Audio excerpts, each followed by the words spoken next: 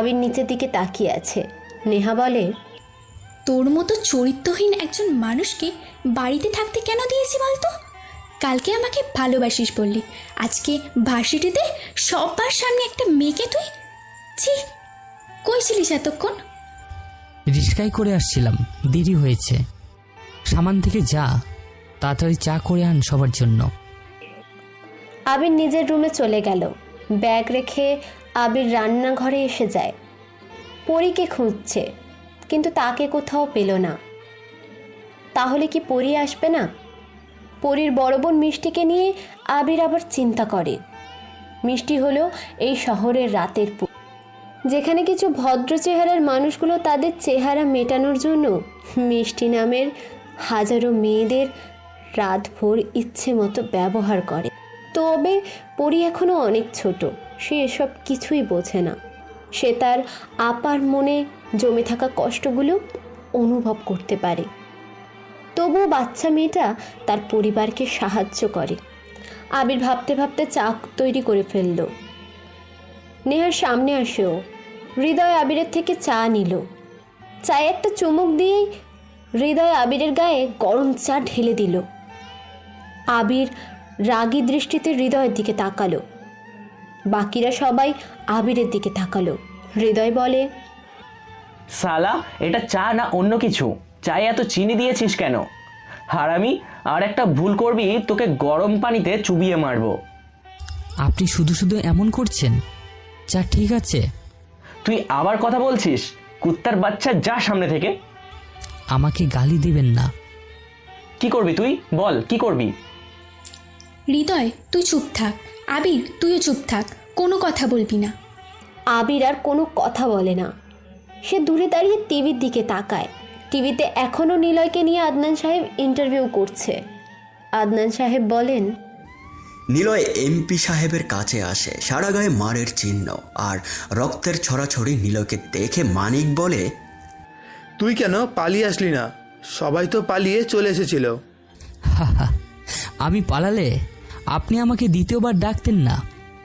আমি ভেগে আসলে আপনার মতো লোক আমাকে একবার মনে রাখবে, কিন্তু আমি পুলিশে ধরা পড়লে এলাকার লোক সবাই বলবে নিলয় জেল থেকে ফিরেছে। He is dangerous. কে বাত হে, তোর অ্যাটিটিউড ভালো লেগেছে। বল, তোর কি চাই? তুই যা চাইবি তাই পাবি। ভাই, খুশি তোর ওপর। কিরে বল না, কি চাই তোর? তাড়াতাড়ি বল। मुझे पूरा दुनिया चाहिए, पूरा दुनिया। আদনান সাহেব থেমে যান। উনি আর ইন্টারভিউ দেন না। ক্রাইম ব্রাঞ্চের লোকেরা আদনান সাহেবকে পুরো ঘটনা বলবার জন্য অনুরোধ করে, কিন্তু তিনি আর এখন কিছুই বলতে চান না। আদনান সাহেব ইন্টারভিউ রুম থেকে বেরিয়ে চলে এলেন। নেহাও টিভি বন্ধ করে দিল। আবিরও রুমে চলে যাবে এমন সময় নেহার ছোট চাচু কামাল সাহেব এসে ডাকলেন। উনি কার সাথে ফোনে যেন কথা বলছে।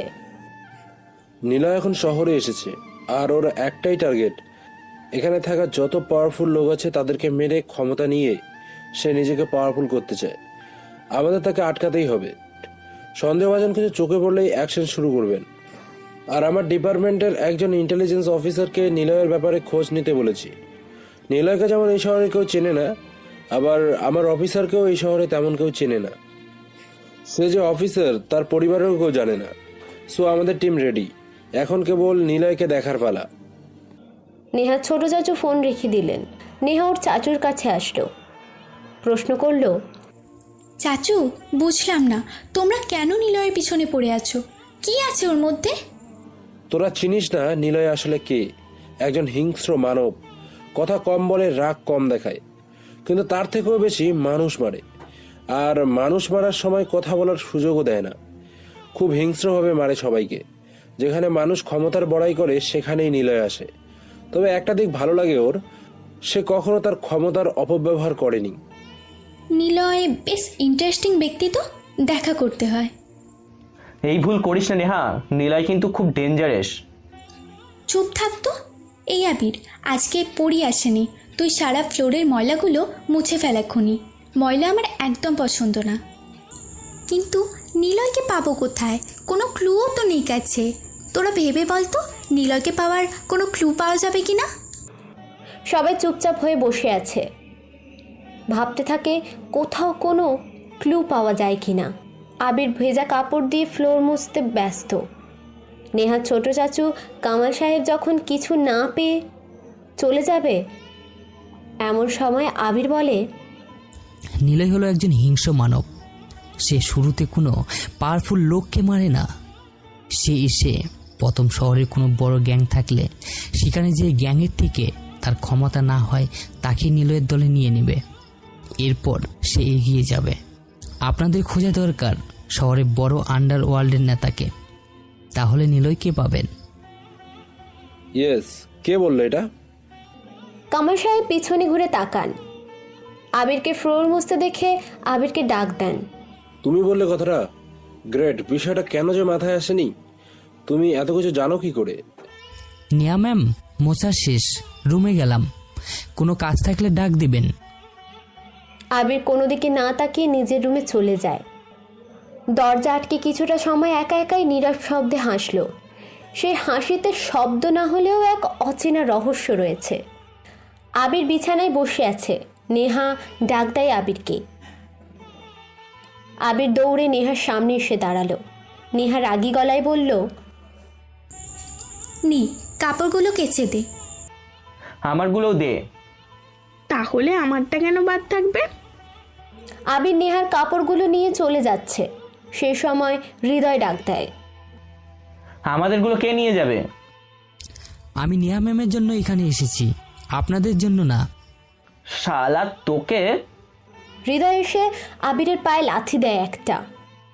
আবির চোখ বন্ধ করে জোরে জোরে কয়েকবার নিঃশ্বাস নিল। প্রতিটা মানুষের সাথে ভালো ব্যবহার করবেন, না হলে কি? না হলে ভালো ব্যবহার পাবেন না। আবির চলে যায়। বিকাল হলো। নেহার আব্বু বাড়িতে এসেছে। ওনাকে অনেকটাই ক্লান্ত লাগছে। আবির গিয়ে চা দিয়ে চলে আসবে, তখনই আদনান সাহেব ডাক দিলেন আবিরকে। এই ছেলে, শোনো। জি স্যার। আমার যে এখন চায়ের প্রয়োজন, তুমি কিভাবে জানো? এমনিতে। আচ্ছা, যাও। স্যার, নিলয়কে নিয়ে এত ভাববেন না। সে তার মতোই আছে, তার মতো থাকতে দিন। মিজান আর মানিকের কাছ থেকে সে একসময় সেখানকার ক্ষমতা লাভ করে।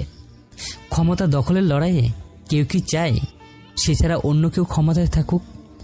তাই নিলয়কে নতুন একটা গ্যাং তুলে নিয়ে যায় সেই দিন। কিন্তু বুঝতেই পারছেন, জঙ্গলের রাজা সিংহ সিংহই হয়। অসুস্থ সিংহ শিকার করার ক্ষমতা না থাকলেও গর্জনে কিন্তু তাকে সব প্রাণী ভয় পায়। এমনটাই হয়েছিল। তাই বলছি, নিলয়কে নিলয়ের মতো থাকতে দিন। সে তার মতো করে কাজ করবে। আদনান সাহেব হা হয়ে শুনতে থাকে আবিরের কথা। আবির ওদের বাড়িতে কাজের ছেলে ভাবতেই পারছে না।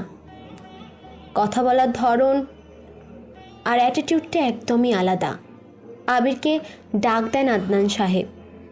তুমি এত কিছু জানো কিভাবে? কে তুমি? আপনার বই একটু পড়েছিলাম চুরি করে। আর তাছাড়া আপনার মুখে নিলয়ের গল্প শুনে অনেকটা নিলয়ের প্রতি ধারণা এসেছে। আর নিলয় ছোটবেলাতে যেখানে থাকতো সেখানে আমরাও থাকতাম। কিন্তু মাসখানেক পর আমরা চলে আসি। আর জানি না নিলয় কোথায় থাকে। আবির আর কিছুই বলে না। সেখান থেকে চলে আসে নিজের রুমে। আদনান সাহেব আবিরের চলে যাওয়ার দিকে তাকিয়ে আছেন। এখনও অবাক হচ্ছেন তিনি আবিরের এমন কথা শুনে। আদনান সাহেব আরও অবাক হন, কারণ নিলয়কে নিয়ে তিনি যে বইটা লিখেছেন সেটা পুরোই ইংরাজিতে লেখা। তবে কি আবির শিক্ষিত কাজের লোক? দূর, না না, আমার হয়তো ধারণাটাই ভুল। নেহাকে জিজ্ঞাসা করতে হবে আবিরকে সে কোথায় পেয়েছে। আদনান সাহেব সোফায় বসে কথাগুলো ভাবছেন। আবির বাহিরে চলে আসে। বাড়ির মধ্যে বিশাল একটা কদম ফুলের গাছ আছে। সেই গাছের চারিপাশে সিমেন্ট আর বালি দিয়ে গোল চত্বর বানানো। আবির সেখানে গিয়ে বসে। কিছুক্ষণ বসে থাকার পর সে উপরের দিকে তাকায়। নেহা কানে হেডফোন গুঁজে ব্যালকনিতে দাঁড়িয়ে আছে। আবির আর চোখে তাকায় নেহার দিকে। তারপর আবির নেহার দিকে তাকিয়ে মনে মনে বলে, রাজ্য দখল নিতে গেলে দুটো পথ সামনে আসে, হয় যুদ্ধ করে জিতো, না হয় গেম খেলে রাজ্য দখল করো। আর সেই গেমের নাম মাইন্ড গেম। আবির ভিতরে চলে আসে, রান্নাঘরের দিকে যাইও। রান্নাঘরে ঢুকেই দেখে পরীর মনটা খারাপ করে দাঁড়িয়ে আছে। পরীর সাথে আবিরের মাত্র কয়েকদিনে অনেকটাই খাতির জমেছে। হয়তো এই বাড়ির কাজের লোকেদের সাথে মেশেই না কেউ। আবির পরী ছাড়া আরও কয়েকজন কাজের লোক আছে। আবির পরীকে দেখে জিজ্ঞাসা করলো, তুই সারাদিন কেন আসিসনি? তোকে খুঁজেছিলাম। আপাকে নিয়ে হাসপাতালে গেছিলাম। ডাক্তার কইলো আপাকে নাকি অনেক ছেলে মিলে কি করছে। আমারে ডাক্তার এইটা কইলো আপা বিছানায় শুইয়া আছে। বাড়ির সব কাম আমি করতেছিলাম, হের লাইগা আইতে পারিনি। আমারে কেউ এই বাড়িতে কিছু কয় না, খালি হৃদয় স্যার আমাকে সুযোগ পাইলে অনেক বাজে কথা বইলা দেয়। আমারে নিয়ে সে অনেক কথা কয়, ইচ্ছে করে হৃদয় স্যারকে মাইরা ফেলি। আবির পরীর দিকে তাকায়। আবির নিজের হাতটা মুষ্টিবদ্ধ করে কয়েকবার নিজের পায়ে মারতে থাকে। আগে সে এমন করতো না, কিন্তু আজকাল সে এটাই বেশি করে। অনেক বেশি রেগে গেলে সে এমন করে রাগটা কমানোর চেষ্টা করে। তোর আপার সাথে আমার দেখা করাবি? আপার লাগে আমি নিজেই তো ঠিকমতো কথা কইতে পারি না। আপা বাড়িতে থাকে না, মায়ের ঔষধের লাগা নাকি কাম করতে বের হইয়া যায়। আমিও তো মায়ের লাইগা কাম করতে চাইলে আসি। যখন তোর আপার সাথে কথা হবে আমার কথা বলিস। আর শোন, হৃদয়কে মারতে পারবি? আমি তো ছোট মানুষ, কেমনে পারবো? হা, সময় হোক, ঠিক মারতে পারবি। ভাইয়া আপনাকে অনেক ভালোবাসি। আমার আপার কিচ্ছু হবে না তো? না, হবে না। আর হৃদয়ের থেকে একটু দূরে থাকবি, ওকে তো পরে দেখব। ঠিক আছে ভাইয়া, আপনাকেও হৃদয়ের কথা কইছিলাম।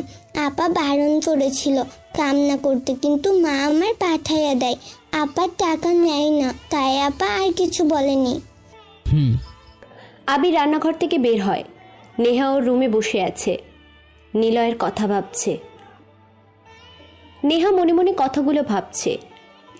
সে বইয়ে হাত দিয়ে কথাগুলো ভাবতে ভাবতে ব্যালকনিতে এসে দাঁড়ায়। নিচে আবিরকে বসে থাকতে দেখে আবিরের দিকে অপলক দৃষ্টিতে তাকিয়ে সে মনে মনে বলে, আচ্ছা, আবির ছেলেটা এমন কেন? কত অপমান করে সবাই, অথচ সে কাউকেই কিছু বলে না। সে কি এমনই, নাকি এমন করে থাকে? কিন্তু বেয়াদব একটু, মেয়েদের সাথে খারাপ ব্যবহার করে। তবে আমি তো কখনো আমার দিকে ঠিকমতো তাকিয়েও কথা বলতে দেখিনি। কি জানি। নেহা আবার নিজের রুমে চলে আসে। আর কিছুই ভাবে না ও। আবিরও তার রুমে এসে বসে আছে। ব্যাগ থেকে আদনান সাহেবের লেখা দ্য কিং অফ ইউনিভার্স বইটি পড়তে থাকে। এটাতে নিলয়কে নিয়ে লেখা হয়েছে। আবির বইটি ম্যানেজ করে রাখে, যা এর সেকেন্ড কপি। কেউ জানে না। নেহা ওর রুম থেকে বাবার রুমে যায়। ওর বাবা সিগারেট জ্বালিয়ে জানালার পাশে দাঁড়িয়ে হাতে হাত ধরে রেখেছে। নেহা আসতে দেখে জানালা খুলে সিগারেট ফেলে দিলেন। কিছু বলবি? বাবা, নিলয়কে লেখা বইটি আমাকে দিবে, আমি একটু পড়বো। আচ্ছা, পড়া শেষ হলে আমাকে নিয়ে যাস। তবে কেবল একবারই নিতে পারবি তুই, এরপর আর না। আচ্ছা। আদনান সাহেব নেহাকে বইটি দেয়। তিনি আবারও জানালার কাছে গিয়ে দাঁড়ায়। উনি অনেক কিছু চিন্তা করছেন। আবিরের কথা সন্ধ্যা থেকে ভাবছেন আদনান সাহেব। আবিরের যুক্তিটা ঠিক মানানসই হচ্ছে না। নেহা শোনো। বলো আব্বু। আবির কে? আসলে বাবা, আবির হলো গ্রামের একটি ছেলে, পড়াশোনা মোটামুটি জানে। আমি ওর সাথেই গাড়ি অ্যাক্সিডেন্ট করি, ওকে হসপিটালেও নিয়ে যাই। সরি বলি, কিন্তু সে মানতেই রাজি হয় না। আবার সে পড়াশোনা করতে এসেছে ঢাকায়, কিন্তু ওর মতো ছেলেকে কে থাকতে দেবে? তাই আমি সাথে করে নিয়ে এসেছি, কাজও দিয়েছি। চিন্তা নেই, বেতনও পাবে সে। কেন বলো তো? না, এমনি। ওর কথা বলার দারুণ বেশ চমকপ্রদ। আসলে আজকে ছোট চাচুকে নিলয়ের ব্যাপারে বলল। নিলয়কে প্রথমে পাওয়া যাবে আন্ডারওয়ার্ল্ডের ডনদের কাছে। বিষয়টা যুক্তি দিয়েও বোঝায়। কেন, তোমায় কিছু বলেছে? না, আসলে তেমন কিছু না। আমার বই তো মাত্র 100 কপি করা হয়েছিল। পরের বইটি পাবলিশ হওয়ার আগে আমি দুটো বই নিজের কাছে রেখেছিলাম। অফিসেই ছিল একটা নিজের জন্য আর একটা নিলয়ের ডেডিকেট করে রেখেছিলাম। কিন্তু পাবলিশ হওয়ার আগে লেখাগুলোর দারুণ সবাই অন্যভাবে নিয়ে বইগুলো ঝালিয়ে দেয়। আমার কাছে প্রধান কপিটা আছে, কিন্তু আমি পাবলিশ করতে পারবো না, কারো তো পড়ার কথা না। তাহলে আবির বলল যে সে নাকি পড়েছিল বইটি। মানে বইটা ইংরেজিতে লেখা, তাই না? হুম। তাহলে চিন্তা নেই, আবির বইটি কখনোই পড়েনি, সে ইংরেজিই বোঝে না। আর ওকে নিয়ে এত ভাবছো কেন? বাদ দাও তো। নেহার কথা শুনে আদনান সাহেব আর কিছুই বলল না। নেহা বইটি হাতে নিয়ে নিজের রুমে চলে আসে। আদনান সাহেব নিলয়ের কথা ভাবছেন, আবির নিলয়ের গল্প পড়ছে। নেহাও নিজের রুমে বসে নিলয়কে নিয়ে লেখা বইটি পড়ছে। পুরো দেশে নিলয়কে খোঁজার চেষ্টা করছে। আদনান সাহেবের বইয়ে লেখা, একটি শহরে দুটি গ্যাং থাকে, একটা ছোট আর একটা বড়। নিলয় ছোট গ্যাংদের সাথে প্রথম মেশে, সেই গ্যাংদের সাথে হয়ে বাকি ছোট গ্যাংদেরকে ধ্বংস করে। নিলয় যে গ্যাংয়ের সাথে কাজ করে সেই গ্যাং অনেক বড় পর্যায়ে যায়। এই জন্য ছোট গ্যাংয়ের লোকেরা চাইতো নিলয়কে মারতে, আর বড় গ্যাংয়ের লোকেরা নিলয়কে চাইতো নিজেদের দলে রাখতে। ঢাকার শেষ প্রান্তে ব্রিটিশ শাসনের মতো একটি কোম্পানি নির্মাণ করা হয়, কারণ সেই জায়গায় কয়লা আর তেলের খনি পাওয়া গিয়েছিল একসাথে। ব্যাপারটা কাকতালীয় হলেও এটাই সত্য। আর সেটা দখল করে নেন দেশের ক্ষমতা সম্পন্ন 5 জন ব্যক্তি। প্রথমে আন্ডারওয়ার্ল্ড ডন ছিলেন এই 5 জন।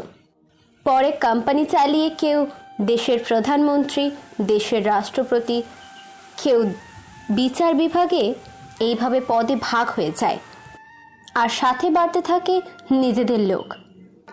কোম্পানির নাম ছিল হার্ট মানি, মানে টাকার উত্তোলন। হার্ট মানি কোম্পানির একটাই কাজ, কয়লা আর তেল সংগ্রহ করে বাইরের দেশে পাঠিয়ে টাকা উপার্জন করা। কিন্তু ওরা দিনের পর দিন টাকার লোভে পড়তে থাকে। পরে পুরো দেশের গরিব মানুষদের ধরে নিয়ে এসে কোম্পানিতে কাজে লাগিয়ে দিত।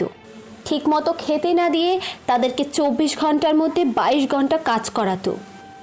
কেউ কাজ না করলে তাকে শিকল দিয়ে বেঁধে চাবুক দিয়ে মারা হতো। কেউ প্রতিবাদ করলে কোম্পানির বিশাল জায়গায় একটা হিংস্র প্রাণী রাখা ছিল, সেই প্রাণীর সামনে খাবার হিসেবে তাকে ফেলে দেওয়া হতো। ভয়ে কেউ কথা বলেনি। তবে মোস্ট ইম্পর্টেন্টলি সেই 5 জন কোম্পানির মালিকের মধ্যে 4 জনের নাম পাওয়া যায়, বাকি একজন এখনও রহস্যের মধ্যে। কে সেই বাকি একজন? আর সে হলো প্রধান। বাকি 4 জন হলেন রিফাত, দেশের বিচার বিভাগের দায়িত্বে, রাকিব আন্ডারওয়ার্ল্ড ব্যাকডন, সাকিব রাষ্ট্রপতি, আশরাফ প্রধানমন্ত্রী। বাকি একজন কি করে, নাম কি সেটা জানি না। তিনিই কোম্পানির দেখাশোনা করে উপরে বসে। বাকি 5 জন কেবল পার্টনারশিপে বহন করে। তবে 5 জন আন্ডারওয়ার্ল্ডের জগতের মাথা। পুরো দেশে যত ছোট বড় গ্যাং আছে সবটার দায়িত্বে এরা 5 জন। আর তাদের কাছে হার্ট মানি কোম্পানি তো আছেই। নেহা বইটি রেখে দেয়। আর পড়তে ইচ্ছে করছে না, কেমন যেন ভয় করছে ওর। 7 বছর আগে একটা কোম্পানি ছিল, আর সেটার এখনও বাহাল আছে। তবে আগের থেকে কোম্পানির ধরনটা পাল্টে গেছে। শোনা যায় আগে যে 5 জন মালিক ছিল তারা আবার নাকি এটা আগের মতো করে নিতে চায়। এটাও শোনা যায় যে এই 5 জন পুরো মালিকের মধ্যে ঝামেলাও হয়। কী নিয়ে হয় সেটা জানা নেই। হয়তো এটা আদনান সাহেব বইয়ের মধ্যে লেখা পাওয়া যাবে। বইটি লিখতে ওনার 1 বছর লেগে গিয়েছিল। সকালে ঘুম ভাঙে আবিরের। বইটি আবিরের বুকের ওপরে রাখা থাকে। তাড়াতাড়ি সেই বইটি আগে ব্যাগে ঢুকিয়ে নিল। রান্নাঘরে দৌড়ে চলে যায়। পরীকে দেখা যাচ্ছে না। আবির সবার জন্য চা নিয়ে এলো সকালে। খাবার টেবিলে আসে। সাফিক, রাফিক, আদনান আর ছোট চাচু কামাল বসে আছে। আবির সবাইকে চা করে দেয়। সাফিক সাহেব আবিরের এমন কাজে অনেক খুশি, কারণ আবিরকে কাজের কথা বলতে লাগে না। আবির সবটা দেখেই কাজ করে। আদনান ভাই, আজকে তোর আবার প্রেস কনফারেন্স আছে তাই না? সাবধানে থাকিস। নিলয়কে নিয়ে তোর লেখা আজকে সবাই শুনতে যাচ্ছে। নিলয়কে নিয়ে তোর লেখা আজকে সবাই শুনতে যাচ্ছে। অথচ এর আগে যখন প্রকাশ করেছিলি তখন সবটা জ্বালিয়ে দেওয়া হয়। প্রতিদিন যেতে হবে অফিসে, আর টিভিতে দেখানো হবে আমাকে নিলয়ের গল্প বলার জন্য। তোমার নিলয়কে খুঁজে বের করবই, তুমি দেখে নিও। খুঁজে পেলেও লাভ নেই। নিলয়কে লিড করে অনেকগুলো ডন, কারণ তারা নিলয়কে ওদের প্রয়োজনে ব্যবহার করে ঠিকই, কিন্তু নিলয়ের পরে ওদেরকে সরিয়ে ক্ষমতা নিয়ে নেয়। তাই যতক্ষণ ওর মাথার উপর বড় ডনরা থাকবে তাকে দৌড়া সহজ হবে না, আর তাকে দৌড়তে গেলে সে সহজে দৌড়া দেবে না। ভাই তুমি জানো না, আমার ডিপার্টমেন্টে একটা অফিসার আছে, সেও তোমার নিলয়ের মতো রহস্যময়। তাকে দিয়ে কাজ হবে। আমি নিজেই তাকে ঠিক মতো চিনি না, কেবল তার সাথে আমার ফোনে কথা হয়। আর কেউ কথা বলে না। সবাই খাবার শেষ করে চলে যায়। আবির নিজের রুমে চলে এসে ভার্সিটি যাওয়ার জন্য রেডি হয়ে নিল। আবির বাড়ি থেকে বের হয়। নেহা, মিথিলা ও হৃদয় একটা গাড়িতে উঠল। আবির পাশ কাটিয়ে চলে যাবে। হৃদয় ডাক দেয়, ওই আবির, গাড়িতে যাবি নাকি? হারামি, কখনো এমন গাড়ি চোখে দেখেছিস? তুই আমার গাড়ির ড্রাইভার হওয়ারও যোগ্যতা রাখিস না। আহারে বেচারা, যা বাবু, তোমাকে খেলনা গাড়ি কিনে দেওয়া হবে। আবির কিছু বলে না। রিক্সা ঠিক করে সে ভার্সিটির দিকে এগোলো। ভার্সিটির কাছাকাছি আসতেই ওর চোখ আটকে যায় রাস্তার পাশে বসে থাকা পিচ্চি মেয়ে পরীর দিকে। তাড়াতাড়ি রিক্সা থেকে নামে, দৌড়ে পরীর কাছে যায় ও। পরি, তুই এখানে বসে আছিস কেন? আবিরকে দেখে পরী কান্না করে দিল। আবির ওকে একটা দোকানের মধ্যে নিয়ে যায়। বোঝাই যাচ্ছে পরী কিছু খায়নি। কি রে, কথা বলিস না কেন? বল, কি হয়েছে? এখানে কেন তুই? আর কাঁদছিস কেন? ভাইয়া, ওরা আমার আপুকে জোর করে তুলে নিয়ে যায়। পাশের হাসপাতালে ভর্তি কইরা দিছে ওরা। মাঝরাতে ওরা আইসা বলতে থাকে আপুরে। এই মাগি, চল, টাকা নিয়েছিস, আমাদের সাথে দেখা করিস নাই কেন? দেখুন, আজকে শরীর ভালো না, অন্যদিন যাব। তোর শরীর ভালো থাকবে কেমনি? সারা রাত অন্য ছেলের লোকে করলে তো ভালো থাকবে। এত কিছু জানি না, চল। দেখুন, এটা আমার বাড়ি, আর ঘরে আমার ছোট বোন আছে, গালি দিবেন না। খানকিদের আবার বাড়ি? তোর বোনেও এই লাইনে নিয়ে আয়, মেলায় টাকা পাবি। এত ফুটানি, না চল আমাদের সাথে। আমি আপারে একলা দেখতে চাই। আপারে যাইয়া দেখি হাতে পায়ে ছোট ছোট ব্যান্ডেজ করা, গলায় কালো দাগ, মুখে কামড়ানোর দাগ, সারা গা নখের আছড়ানো করা, নখের আছড়ে দেওয়া। কইছে টাকা না দিলে আপারে দেখতেও দেব না। আমার আপারে আমি বাড়িতে আনুম। ভাইয়া, আপারে আয়না দেন।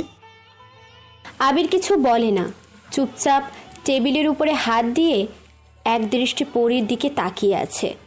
পরীকে বলল, কিছু খেয়েছিস? না। আচ্ছা, তুই খাবার খেয়ে বাসায় যা, তোর আপা বাড়িতে চলে যাবে। কিভাবে? ওরা তো অনেক টাকা নেবে।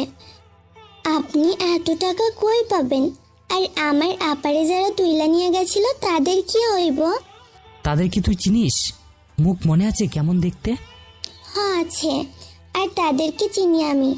এলাকার চেয়ারম্যানদের ছেলেপুলা আর বড়লোক বাপের ছেলেরা, শফি স্যারের সাথে ওদের বাপেরা। নাম জানিস ওদের? হ্যাঁ জানি, শাওন, শিপন আর ফয়সাল। ওরা প্রতিদিন রাতে আইসা আপারে এর আগে নিয়ে যাইতো। আপা যেতে চাইতো না, তবুও জোর কইরা নিয়ে যাইতো। আচ্ছা, বাড়িতে যা, ওদের নামে পরে থানায় কেস করব। আমি আর তুই যে, তোর আপায় বাসায় চলে যাবে, টেনশন নিস না। আচ্ছা। আবির রেস্টুরেন্ট থেকে বের হয়, ভার্সিটির দিকে এগিয়ে যেতে থাকে। গেট দিয়ে যখন ভিতরে প্রবেশ করে দেখে জিসানরা আজকেও কোনো মেয়েকে টাচ কর। আবির জিসানদের দিকে তাকায়। জিসান একটা মেয়েকে টাচ করছে। জিসানের সাথে তমাল আর মামুন আছে, সাথে পিছনে কয়েকজন সিনিয়র ভাইয়ারাও আছে। আবির সেদিকে এক পলক তাকিয়ে নিজের মতো হেঁটে চলে যাচ্ছে ক্লাসের দিকে। ঠিক সেই সময় তমাল ডাক দেয়, এই ককপিট, এই আবির মিয়া এদিকে আয়। আবির দাঁড়ায় না, আবির ওর মতো হেঁটে যাচ্ছে। জিসান ডাক দেয় আবার। আবির ওদের সামনে এসে দাঁড়ালো, চোখ নিচের দিকে করে সে দাঁড়ায়। পাশে থাকা মেয়েটিকে জিসান বলল, না ভাইয়া, সরি ভাইয়া। আমি কেন আপনার কথা শুনবো? জিসান আবিরের গালে একটা চড় বসিয়ে দেয়। সিনিয়ররাও চুপচাপ জিসানের কাণ্ড দেখছে, কেউ কিচ্ছু বলছে না। তমাল এসে আবিরের কাছ থেকে আবিরের ব্যাগটা কেড়ে নিল, আবিরকে একটু ধাক্কা দিয়ে সরিয়ে দিল। মামুন এসে আবিরের গা থেকে শার্ট খুলল। আশেপাশে অনেক ছাত্রছাত্রী জমা হয়েছে। আবিরকে এরা খুব বাজে ভাবে র‍্যাগ দিচ্ছে। নেহাও জিসানদের সাথে যোগ দিল। আবিরের গা থেকে শার্ট খুলতেই সবাই অবাক হয়ে যায়। শার্টের ভিতরে কোনো গেঞ্জি না পরায় শার্ট খুলে দিতেই সবাই আবিরের টাইট সিক্স প্যাক বডি দেখে কিছুক্ষণ অবাক দৃষ্টিতে তাকিয়ে থাকে। ওরা আরো অবাক হয় আবিরের বুকের বাঁ পাশে ইংরেজিতে লেখা রকস্টার ট্যাটু দেখে। কিন্তু জিসানের এসবে কোনো খেয়ালই নেই। জিসান আবিরের কাছে আসে, আবিরের দিকে তাকিয়ে রাজবিকে বলে, মেয়েদের ছোট ড্রেস আন, ওকে পরিয়ে সারা ক্যাম্পাস ঘুরাবো। মামুন দৌড়ে চলে যায়। তমাল এসে বলে আবিরকে কান ধরতে। আবির স্থির হয়ে দাঁড়িয়ে থাকে, সে কোনো কথা বলছে না। বাড়িতে গেলে নেহার কাজের জন্য র্যাগিং, আর ভার্সিটিতে এলে জিসানের র্যাগিং, সব মিলিয়ে দারুণ জমেছে। নিধি আর জয় দূর থেকে এমন র্যাগিং দেখছে। জয় বলল, নিধি চল তো, ছেলেটাকে ওদের কাছ থেকে নিয়ে আসি। এত কেন র্যাগ করবে ওরা? নিধিও জয়ের কথা মতো হ্যাঁ বলে। মামুন মেয়েদের ড্রেস নিয়ে চলে এসেছে। তমাল আর রাজবি গিয়ে আবিরের হাত ধরে।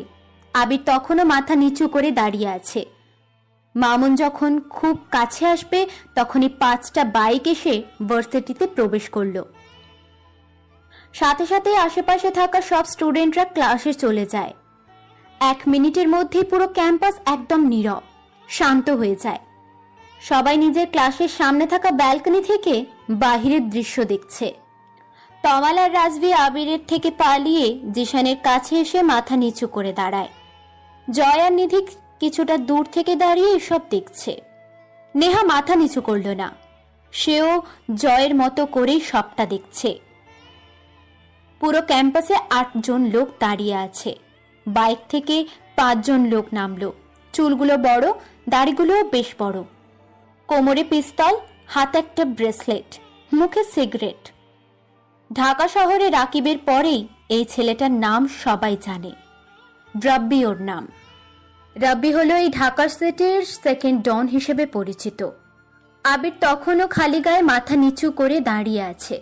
জিসানের কাছে আসে রাব্বি। জিসানেরা চুপচাপ দাঁড়িয়ে থাকে। নেহার কাছে এসে দাঁড়ায় রাব্বি। রাব্বি দেখে নেহা ওর দিকে তাকিয়ে আছে।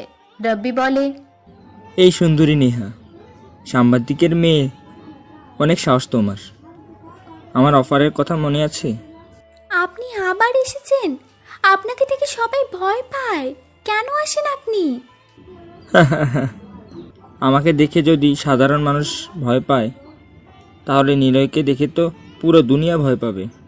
তোমাকে ভালো লাগে, তুমি চাইলে আমাকে ভালোবাসতে পারো, না হলে তোমাকে উঠিয়ে নিয়ে যেয়ে 1 সপ্তাহ পর বাসায় দিয়ে আসলে তখন কিন্তু। কথাগুলো রাব্বি নেহার কানে কানে বলে। নেহা কিছুটা সরে এসে চড় মারার প্রস্তুতি নেয়, কিন্তু জিসান ইশারা করে না করে দিল। রাব্বি সবার দিকে তাকিয়ে চলে আসবে, ঠিক সেই সময় চোখ পড়ে খালি গায়ে থাকা মাথা নিচু করে রাখা একটা ছেলের দিকে। ওই মালটা কে? ছোট দেখতো কে ওই মুরগিটা, মাথাটা টোল। আচ্ছা ভাই। ছোটর নামের ছেলেটা তাড়াতাড়ি করে হেঁটে এসে আবিরের পিছনে এসে দাঁড়ালো।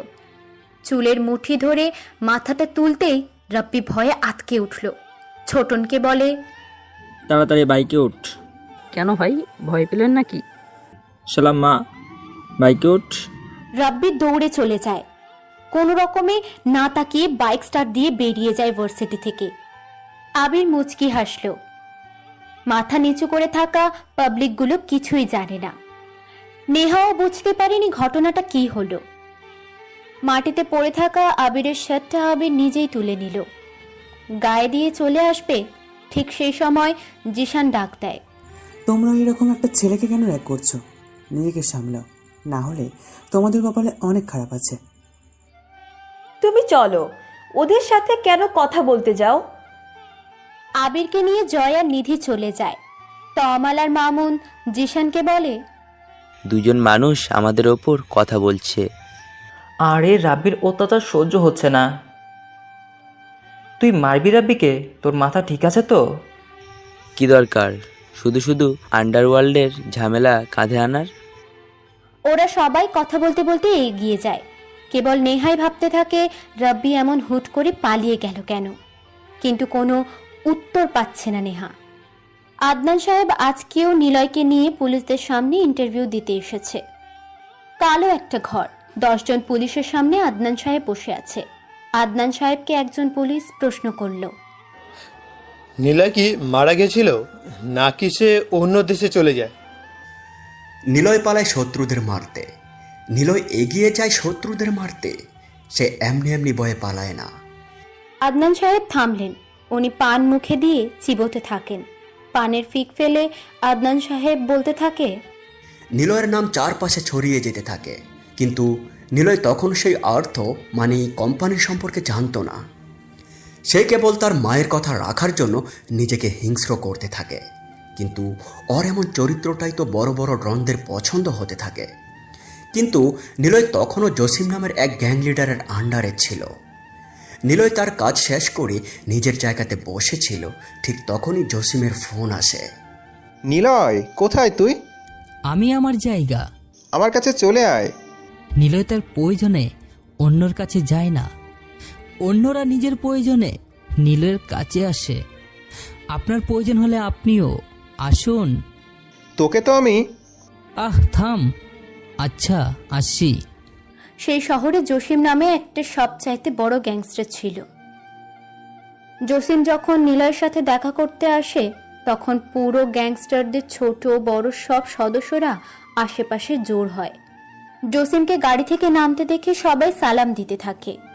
নিলয়ও কিছুটা দূরে দাঁড়িয়ে আছে। আশেপাশে র্যালি টাইপের সারিবদ্ধ হয়ে সব গ্যাংস্টারের সদস্যরা দাঁড়িয়ে আছে। নিলয়ের দিকে জসিম এগিয়ে যাচ্ছে, আর বাকিরা জসিমকে সালাম করছে। অর্ক নিলয়ের পাশে এসে বলে, দেখেছিস ভাইকে সালাম ঠুকছে। আহা, এমন যদি একটা গ্যাংস্টার লিডার পেতাম। নিলয় মুচকি হাসে। অর্ককে বলে, তো হয়ে যা এই গ্যাংস্টার লিডার। অর্ক ভয়াক্ত দৃষ্টিতে নিলয়ের দিকে তাকায়। জসিম নিলয়ের কাছে আসে, নিলয়ের দিকে তাকিয়ে বলে, আমাকে দেখে সবাই সালাম করে, সবাই আমার কাছে আসে, কিন্তু নিলয় না। নিলয়ের কাছে আমাকেই আসতে হয়। তোরা তো অ্যাটিটিউড কেন? আরে এই শহরে গ্যাংস্টার আমি, আমাকে দেখে ভয়ে সবাই সালাম করে, অথচ নিলয় কখনো আমাকে সালামের জন্য মাথা নিচু করেনি। নিলয় কিছু বলতে যাবে, ঠিক তখনই একটা দামি গাড়ি এসে নিলয়ের সামনে দাঁড়ায়। বৃষ্টি শুরু হয়ে গেছে। নিলয় বৃষ্টিতে ভিজছে, আর জসিমের মাথায় ছাতা ধরে রেখেছে ওর লোক। কিন্তু যখন গাড়িটা সামনে আসে, তখনই জসিম ওর লোকেদের কাছ থেকে ছাতাটা নিয়ে দৌড়ে ওই গাড়ির সামনে চলে যায়। জসিম নিজেই ওই গাড়ির দরজা খুলে ছাতা দিল। সবাই অবাক চোখে তাকিয়ে আছে। জসিমের মতো গ্যাংস্টার গিয়ে অন্যের লোকে দরজা খুলে দিচ্ছে, বিষয়টা অবাক করার মতোই। আরো অবাক হয়, জসিম মাটিতে হাঁটু ভাঁজ করে বসে হাত বাড়িয়ে দেয়। নিলয় এক দৃষ্টিতে তাকিয়ে থাকে সেই দিকে। গাড়ির মধ্যে থেকে একজন ব্যক্তি বের হয়ে জসিমের হাতের সাথে হাত দিয়ে বের হয়ে আসে গাড়ি থেকে। ওর নাম সোহেল। হার্ট মানি কোম্পানির পার্টনারের রিফাতের ছেলে সোহেল। সোহেলের নামেই জসিম ভয় নিয়ে তাকালো সেই দিকে। জসিম সোহেলের মাথায় ছাতা ধরে রেখেছে। সোহেল গাড়ি থেকে নেমে কিছুটা দূরে হেঁটে এসে বলে, নিলয়কে? সে কোথায়? এই যে বেয়াদব নিলয়, কারো কথা শোনে না, ওর মতো চলে ও। নিলয়, আমার সাথে কাজ করবি? ভাই, ও কি কাজ করবে? তোকে দিয়ে হবে না, নিলয়কে লাগবে আমার। চলে আয় তাহলে কুমিল্লাতে। সোহেল আর কিছুই বলল না। সে নিলয়ের দিকে তাকিয়ে মুচকি হেসে চলে গেল। জসিম বোকার মতো একবার নিলয়ের দিকে তাকায় আর একবার সোহেলের চলে যাওয়ার দিকে তাকায়। জসিম অনেক বেশি অবাক হচ্ছে। নিলয় হাসতে থাকে, শব্দ করে হাসে। জসিমের দিকে তাকায়। নিলয় হাসি থামিয়ে জোরে অর্ক বলে ডাক দেয়। अर्क, भाई। 10 या 12 लोग उसे सलाम करता है तो वो भी डॉन या गैंगस्टर नहीं बनेगा। जो 10 या 12 लोगों को टपकाते हैं तो वो भी डॉन या रॉकस्टार होता है। समझ गया? यस भाई, বুঝতে পেরেছি। তোমার নাম কি? নিধি প্রশ্ন করে আবিরকে। আবিরকে নিয়ে ওরা একটা গাছের নিচে বসে আছে। আবির নিধির দিকে তাকায়। মেয়েটা যথেষ্ট সুন্দরী। আবিরের দিকে তাকিয়ে নিধিও মুচকি হাসলো। নিধি বলে, আমি নিধি, ও জয়। আমরা ভাই বোন। আমি ছোট, বাট দুইজনই একই ক্লাসে পড়ি, কারণ ও একবার এক ক্লাসে ফেল করেছিল। এই, তোকে এটা বলতে বলেছি? সে এমনিতেই প্রশ্ন করত, তাই আগেই বলেছি। ভুলে যাস না ভাইয়া, তুই কিন্তু আমার ক্লাসমেট, সো ফ্রেন্ডের মতো থাকবি। থাম তো। ওই ছেলেটাকে চিনিস? মানে যে মসলিনে দেখাতে এসেছিল ক্যাম্পাসে? না তো, কেন? না, এমনি। জয় উঠে চলে গেল। কাকে যেন ফোন করতে করতে সামনের দিকে এগিয়ে গেল। নিধি আবির পাশাপাশি বসে আছে। আবির অবাক হচ্ছে। কেমন খ্যাতমার্কা দেখতে ছেলের পাশে ভার্সিটির টপ সুন্দরী মেয়েদের মধ্যে একটা মেয়ে বসে আছে, ভাবতেই যেন কেমন লজ্জা লাগছে। আবির বসা থেকে উঠে চলে যেতে যাবে, অমনি নিধি ডাক দিয়ে আবিরকে বলল, কোথায় যাচ্ছ আর কোন ডিপার্টমেন্ট? এমনি চলে যাচ্ছি। ভাবছি আমার মতো গরিব খ্যাত ছেলের পাশে বসছেন, মানুষজন কি না ভাববে আপনাকে। তার উপর আপনি যথেষ্ট সুন্দরী। আরে বসো বসো। আব্বু রাষ্ট্রপতি তো কি হয়েছে? আমার এমন হাই লেভেলের জীবন ভালো লাগে না। তুমি কিন্তু তোমার নাম আর ডিপার্টমেন্ট বললে না। থাক না, তাহলে কিছু অজানা। বাহ, ইন্টারেস্টিং তো। আবির নিধির সাথে কথা বলছে। নেহা ব্যালকনিতে দাঁড়িয়ে আবিরের দিকে তাকিয়ে আছে। মনে মনে নেহা বলছে, কি ব্যাপার, এই ছেলেটার সাথে ওরকম একটা মেয়ে কেন কথা বলছে, তাও এত সুন্দর করে হেসে হেসে। মেয়েটাকে তো আমাদের দলে নিতে হবে। আবিরের সাথে কাউকে মিশতে দেব না। আবির নিধি থেকে চলে যায়। আবির মনে মনে ভাবছে, হয়তো এতক্ষণে পরীর বোন ভালো চিকিৎসা পেয়ে বাড়িতে চলে এসেছে। আবির ক্যাম্পাস থেকে কিছুটা দূরে একা এসে বসে। একটু পরে ক্লাস শুরু হওয়ার তাগিদ দেয়। সবাই ক্লাসের দিকে চলে যায়। আবির ইচ্ছে করেই দেরি করে ক্লাসের দিকে যাচ্ছে। আদনান সাহেবের সামনে চা এনে রাখা হলো। তিনি পান চিবনও রেখে দিয়ে পানি দিয়ে মুখ কুলি করে ফেলে দিলেন। তারপর চায়ে চুমুক দিয়ে আশেপাশে তাকালেন। অনেকগুলো পুলিশ নীরব হয়ে নিলয়ের গল্প শুনছে। আদনান সাহেব আবার বলা শুরু করলেন, নিলয় নতুন শহরে আসবে, কিন্তু কেন তাকে ডাকা হয়েছে, কি কাজে তাকে ডাকা হয়েছে, নিলয় তা জানে না। নিলয় হাতে সিগারেট নিয়ে ভাবছে এসব কিছু। পিছন থেকে মাসুম বলে, ভাই তুমি যেও না, হয়তো ওরা তোমাকে মারতে ডাকছে।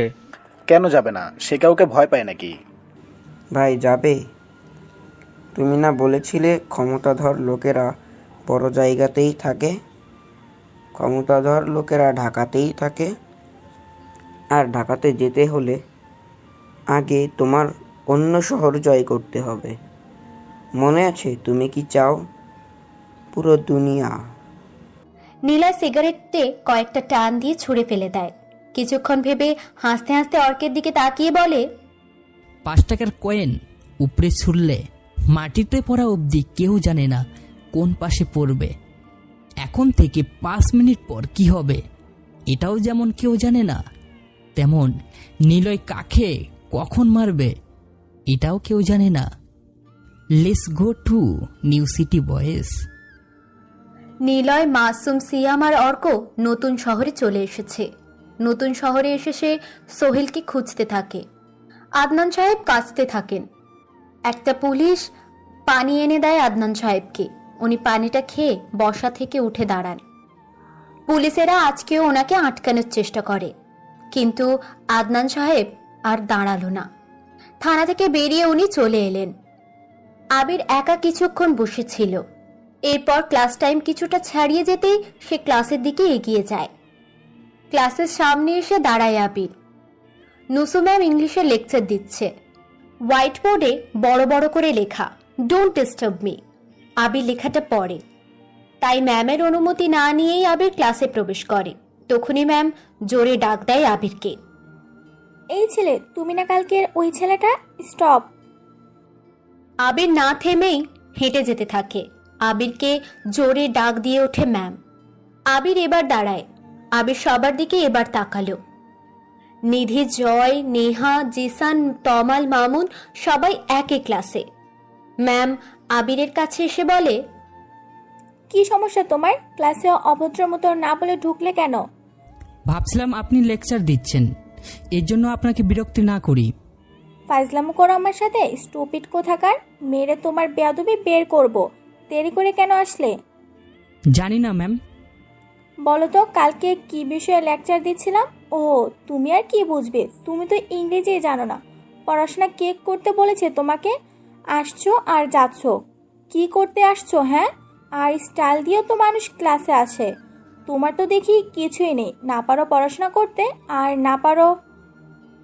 ম্যাম, কালকে আপনি বোঝাচ্ছিলেন মানুষ তত্ত্ব নিয়ে, মানুষের মাঝে কেন এত পরিবর্তন হয়। আপনি আরও বোঝাচ্ছিলেন মানুষের পরিবর্তনের মাঝে বিপরীত পাশের মানুষের মধ্যে অনেক বেশি প্রতিক্রিয়া পড়ে। সাইকোলজির দিক দিয়ে এটাকে বেশ জটিলভাবে বর্ণনা করে গেলেও লজিক দিয়ে এটাকে সহজ করা যায়। ধরুন, আপনাকে খুব খারাপ সময় একজন ভালোবাসলো। তার ভালোবাসার সাহায্যে মানসিক দিয়ে সাপোর্ট সব কিছু দিয়ে আপনাকে এগিয়ে যেতে সাহায্য করলো। এরপর আপনি এগিয়ে গেলেন, কিন্তু তাকে ভুলে গেলেন। এটাই হলো পরিবর্তন। মানুষ যতই পরিবর্তন করে নিজেকে, সে ততই ভুলে যায় অতীতকে, তাকে কে সাহায্য করেছিল। চাহিদা বাড়ার সাথে সাথে মানুষতত্ত্বর জটিলতা বেড়ে যায়। যেমন একটা পাগল চলন্ত গাড়ির রাস্তায় ছেড়ে দিবেন, সে ওই জায়গাতেই আগে যাবে যে জায়গাতে গাড়ি চলছে না বা দেরি করে আসছে।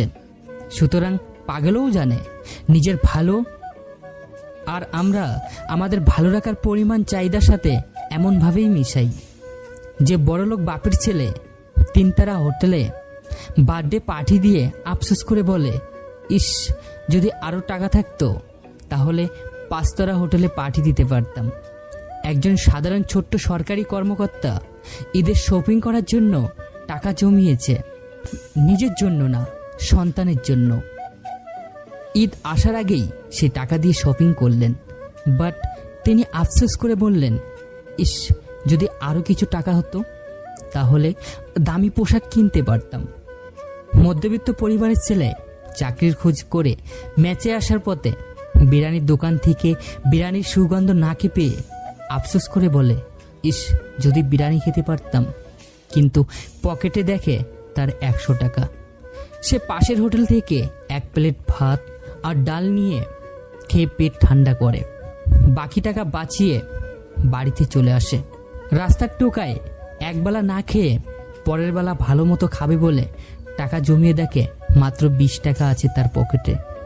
অথচ সে দেখে একজন বিরিয়ানি কেনার পর বিরিয়ানির প্যাকেট সামনে মাছি বসছে, বলে ডাস্টবিনে ফেলে দেয়। টুকাই সেই খাবার তুলে নিয়ে খেয়ে দিব্যি পেট ঠান্ডা করে রেল লাইনের উপর শুয়ে রাত পার করে। এটাই মানুষতত্ত্ব। যার আছে সে আফসোস করে, যার নেই সে অল্পতেই অল্প কিছু পেয়ে আনন্দ করে। 5 টাকার দান করতে গেলে আমাদের ভাবতে হয়, অথচ 50 টাকা দিয়ে 1 প্যাকেট ড্রাভি সিগারেট প্যাকেট কিনে সারা রাত বসে খেয়ে উড়িয়ে দিচ্ছে। আপনি আজকেও বোঝাচ্ছিলেন মানুষ কেন কষ্ট পায়। সাইকোলজি দিয়ে যদি ভাবা হয় তাহলে কি যুক্তি থাকবে? সহজ উত্তর, মানুষ যা চায় তা পায় না, আর পায় না বলে কান্না করে। আর চাওয়ার মাঝেই সীমাবদ্ধ থাকে কষ্ট, আকাঙ্ক্ষা, আগ্রহ। এই জন্য কিছু জিনিস হারিয়ে গেলেও কাঁদে, আবার না পেলেও কাঁদে মানুষ। পুরো ক্লাসরুম একদম নিস্তব্ধ হয়ে যায়। নুসু ম্যাম হাঁ করে তাকিয়ে থাকে আবিরের দিকে। নেহাও অবাক হয়ে তাকিয়ে থাকে। হঠাৎ সবাই পিছন থেকে হাততালির শব্দ শুনতে পেল। ঘুরে তাকিয়ে দেখে জয় আর নিধি দাঁড়িয়ে আবিরের কথাগুলো শুনে হাততালি দিচ্ছে। নুসু ম্যামও তালি দিতে থাকে। আবির কোনো দিকে না তাকিয়ে গতকালের শেষ বেঞ্চিতে গিয়ে বসে। নুসু ম্যাম আবিরকে ডাক দিল। আবির বসা থেকে উঠে দাঁড়িয়ে মাথা নিচু করে নিল। নুসু ম্যাম বলল, তুমি না কাল বলেছিলে ইংরেজি বোঝো না, কিন্তু আজকে কত সুন্দর করে সবটা বুঝিয়ে দিলে। মনে হচ্ছে আমি তোমার থেকে শিখছি। সত্যি আমি এভাবে বোঝাতে পারতাম না। ম্যাম, পাগলকে বোঝাতে হলে পাগল হতে হয়, আর বাঙালিকে বোঝাতে হলে 2 লাইন বেশি বুঝতে হয়। আর তাদের সাথে ইংরেজি না, বরং বাংলাতে কথা বলুন। যারা পারে তারা তো এমনিতেই পারবে, আর যারা পারবে না তাদের বুঝতে সুবিধা হবে। ঠিক বলছো। তোমার পুরো নাম কি? আবির। বাসা কোথায়? কোথায় থাকো? কি করো? মা বাবা কি করে? ম্যাম, কিছু মনে করবেন না, এটাই আমার রুলস। আমি আমার বিষয়ে অজানা রাখতে ভালোবাসি, তাই সরি, বলতে পারবো না। বাহ, তোমার পার্সোনালিটি অনেক বেশি ভালো লেগেছে। গ্রেট। আমি কিন্তু সত্যি ইংরেজি বুঝি না। আমাকে গতকাল নিয়ে পড়াটা বাংলায় বুঝিয়ে দিয়েছিল, তাই আজকে বলতে পারলাম। কথাটা শেষ করেই আবির বেঞ্চে বসে পড়ল। নেহা অবাক হয়ে পিছনে তাকালো। জিসান নেহার দিকে তাকালো। নেহা ভাবছে আবিরকে তো সে কখনো পড়া বোঝায়নি, আর বোঝাবে কেন? একজন চাকর হয়ে সে পড়াতে এগিয়ে যাবে, এটা কি মানা যায়? এদিকে জিসান ভাবছে নেহার সব কাজ করে দিচ্ছে আবির, এই জন্য নেহা আবিরের প্রতি একটু একটু ইমপ্রেস হচ্ছে। এটা হতে দেওয়া যাবে না। আর এইদিকে আবির ভাবছে পরীর বোন এতক্ষণ বাসায় পৌঁছে গেছে, ওই ছেলেটিনতে কে হতে পারে? পরীর সাথে এমন হচ্ছে কেন? বাচ্চা মেয়েটাকেও কিছু পুরুষ ছাড়ছে না, হৃদয়ও তার মধ্যে একজন। কেন সে এমন করছে? ক্লাস শেষ হয়, নিধি আবারও পাশে এসে বসে। আবির উঠে চলে যাবে, তখনই নিধি বলে, এই জিনিয়াস, বসো এখানে। তুমি সেম ক্লাসে পড়ো, বলনি কেন? এমনি। নিজের মাঝে রহস্য রাখতে ভালোবাসো নাকি? বাট জানো তো, প্রতিটা মানুষ কিন্তু রহস্যময় হয়ে থাকে। রহস্য জানার জন্য তার সাথে মিশতে হয়। আজ না হোক কালকে তো সে ঠিকই নিজে থেকে প্রকাশ করবে। শুধু তার সাথে থাকতে হবে, মিশতে হবে। বন্ধু হবে না। আমার বন্ধু হলে আমার থেকে তাড়াতাড়ি হারিয়ে যাবেন। রহস্যময় মানুষদের বন্ধু অনেক কম হয়। রহস্য জানা শেষ হয়ে গেলে আস্তে আস্তে কিছু বন্ধু আবার হারিয়ে যায়। যে মানুষ রহস্যময়দের কাছে যত তাড়াতাড়ি আসবে, সেই মানুষটার কাছে রহস্যময় ব্যক্তিটা দিন দিন বিরক্তিকর হয়ে যাবে। সরি। আবির কিছু না বলেই ক্লাস থেকে বের হয়। নিধি হাঁ হয়ে আবিরের চলে যাওয়ার দিকে তাকিয়ে থাকে। জয় এসে নিধিকে বলে, কি রে, কি বুঝলি? বলছিলাম না, সে এত সহজে কোনো মেয়েকে পাত্তা দেবে না। চুপচাপ থাকা মানুষগুলো সহজ কাউকে পাত্তা দেয় না। আবিরকে তো আমি বন্ধু করবই। জয় কিচ্ছু বলল না। ওর একটা ফোন আসে। জয় ফোনটা রিসিভ করে। ওপাশ থেকে বলা কথাগুলো জয় চুপচাপ শুনল। তারপর বলল, আচ্ছা, আমি দেখছি, আপনারা আপনাদের মতো থাকুন। কথাটা বলেই জয় ফোনটা কেটে দেয়। আবির গাছের নিচে এসে বসলো। আর ক্লাস করতে ওর ভালো লাগছে না। আবির একা একা বসে চারপাশ দেখছে। পিছন থেকে সে শুনতে পেল, তুই আমার নাম কেন বললি? আমি তোকে পড়া বুঝিয়েছিলাম। পিছনে আবির তাকিয়ে দেখে নেহা এসে দাঁড়িয়েছে। নেহাকে দেখে আবির চলে যাবে। নেহা বলল, উত্তর দে। সরি, এটা ভার্সিটি, এখানে আপনার প্রশ্নের উত্তর দিতে আমি বাধ্য নেই। আর তাছাড়া আমি আপনার মতো কোনো মেয়ের সাথে কথা বলতে ইচ্ছুক নেই। নিজের মতো থাকুন আর আমার থেকে দূরে থাকুন। আবির কড়া একটা অ্যাটিটিউড দেখিয়ে হনহন করে চলে গেল। নেহা চোখ বড় বড় করে আবিরের চলে যাওয়ার দিকে তাকিয়ে আছে। এই ছেলেকে তো আমি। নেহা ঠোঁটে কামড় দিয়ে কথাগুলো ভাবছে। সে মনে মনে ভাবছে নেহাকে নাকি পাত্তা দিবে না এই ছেলে। সারা ভার্সিটির সবাই এই নেহার জন্য পাগল, আর এ কিনা আমার দিকে না তাকিয়েই কথা বলছে। ওকে তো আমি বুঝিয়েই ছাড়বো আমার সাথে এভাবে কথা না বলার ফলটা কি কতটা ভয়ঙ্কর হয়। আবির পরিদের বাড়ির সামনে এসে দাঁড়ায়। ঢাকা শহরে এমন একটা বাড়ি দেখবে আবির কখনো ভাবেইনি। ছোট্ট একতলা বাড়ি, বাড়ির চারিপাশে পাতার বেড়া করা। আবির কয়েকবার গেটের সামনে পায়চারি করলো। একবার ভাবলো সে বাড়িতে প্রবেশ করবে কিনা, আরেকবার ভাবলো না থাক, যাবে না, পরিনা বের হওয়া অবধি অপেক্ষা করি। পরিদের বাড়ির সামনে সে অপেক্ষা করছিল। ঠিক সেই সময় একটা বাইক এসে থামলো আবিরের সামনে। বাইকে 3 জন ছেলে। আবিরকে দেখে যে ছেলেটা চিল্লিয়ে বলল, কি মামা, এলাকায় নতুন নাকি? এই বাড়ির সামনে দাঁড়িয়ে আছেন, ঘটনা কি? মালের খোঁজে আসছেন নাকি? লাগলে বলুন, কয় রাতের জন্য লাগবে, আমি ঠিক করে দেব। শিবন তুই কো, আমি না অল্প টাকায় কত কাম কইরা দিছি। মামা, শাওন কিন্তু ভালো কম দামে মানে মিষ্টি এনে দিতে পারে। মামা, তবে মনে হয় না আজকে আর হবে। বাসায় যেয়ে বাথরুমে যেয়ে সাইরা ফেলান। কালকে রাতে মিষ্টিকে তুলে নিয়ে ইচ্ছে মতো ব্যবহার করছি। হসপিটাল থেকে বাসায় আনছে, তো এত তাড়াতাড়ি কেমনে আনলো? এত টাকা কই পাইছে? আবে বুঝিস না, মিষ্টিকে টাকার অভাব আছে নাকি? এক রাতের জন্য তো সে কত টাকা নেয় জানিস না?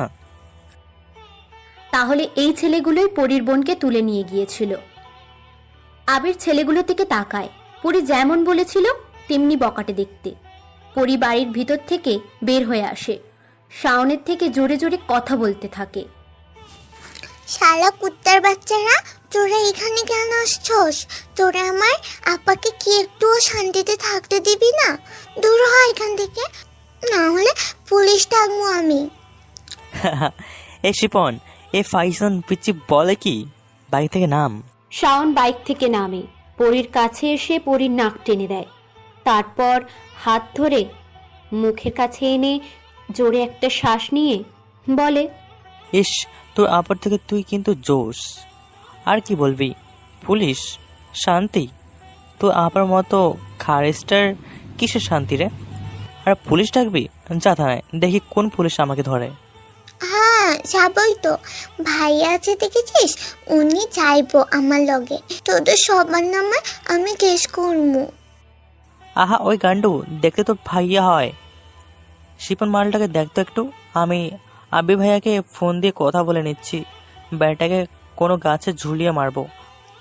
এখান থেকে চলে যা, না হলে পুলিশ আইলা তোদেরকে বোঝাবে কি করতে পারি। আহালে বাবুতা, যাচ্ছি, দেখি তোমার পুলিশ কি করে। শাওন আবিরের সামনে এসে দাঁড়ায়। আবিরের চুলে হাত দিয়ে কয়েকবার নাড়িয়ে দেয়। এ শোন, ঠিকভাবে হাঁটতে পারিস তো? দেখে তো মনে হয় না পারিস। তোকে ফু দিলে উড়ে যাবি। চুপচাপ চলে যা, বেশি ক্যাচারে ঢুকবি তো মারা যাবি, বুঝছিস? শাওনেরা বাইক নিয়ে চলে যায়। আবির চলে যাওয়ার দিকে তাকিয়ে মুচকি হাসলো। পরীর হাত ধরে বলল, চল যাই। পরীর হাতটা আবির শক্ত করে ধরে। পরী একবার ওর বাড়ির দিকে তাকায়, আর একবার আবিরের দিকে তাকায়। পরী বলে, ভাইয়া থানায় যাওয়ানোর দরকার নেই, ওরা অনেক খারাপ, পরে আপাকে মাইরা ফেলবে। আচ্ছা মারুক। আপনার কি ভয় লাগে না? ভয় পায়? ধূর্ত শিয়াল, রাজা তো কেবল গর্জন করে। কি কইলেন? চল থানায় যাই। আবির একটা রিক্সা করে থানায় আসলো, সাথে পরীও আছে। আবির পরীকে নিয়ে থানায় প্রবেশ করে। থানার পুলিশদের আড্ডা জমেছে। আবিরের চোখে চশমা, শার্ট ঢিলে ঢালা, পায়ে ফিতে জুতো। পরীর হাত ধরে ওসি সাহেবের ঘরে প্রবেশ করল। উনি চেয়ারে বসে পান চিবাচ্ছেন। আবির আর পরীকে দেখে বলল, কি চাই? জি, আমরা কেস করতে এসেছি। বসুন। কেস করতে টাকা লাগে, এনেছেন? জি। থানার ওসির নাম বিষ্ণুদেব। তিনি পান চিবোতে চিবোতে আবিরদের দেখছে আর করছে। বিষ্ণু সাহেব পানের পিক ফেলে আবিরের দিকে তাকালো। আবিরকে বলল, বলুন কি সমাচার? পরি বল। চেয়ারম্যান লতিফের ছেলে শাওন, শিল্পীপতি আব্বাসের ছেলে শিপন আর মেম্বারের ছেলে ফয়সাল আমার আপাকে জোর কইরা তুলে নিয়ে গেছিল। সারা রাত তাদের কাছে আমার আপাকে রাইখা দিয়েছিল। ওরা আমার আপার লগে অনেক বাজে কিছু করেছে স্যার। আমি আমারও 3 জনের নামে কেস করতে আসছি। বিষ্ণু সাহেব হাসতে থাকে। আবির আর পরি ওনার হাসির দিকে তাকিয়ে আছে। মনে হচ্ছে পরি কোনো হাসির কথা বলছে, যেটা দেখে ওসি সাহেব হাসছে। তিনি পান চিবনও রেখে দিয়ে বলল, ভাইজান, পিচিটারে বাসায় নিয়ে যান, মনে হয় কিছু খায়নি, এই জন্যই ভুল বকছে। জানেন ওরা কারা, কাদের নামে কেস করতে আইছেন জানেন কিছু? জানেন না তো? তাহলে বাসায় নিয়ে যান, খামোকা ঝামেলায় জড়িয়েন না। আপনি কেস নিন, তদন্ত করার দায়িত্ব আপনার। আরে ভাই, কেস নেব কি করে? শেষে কি আমার প্রাণটা হারাইতে বলছেন? জানেন ওদের কত পাওয়ার?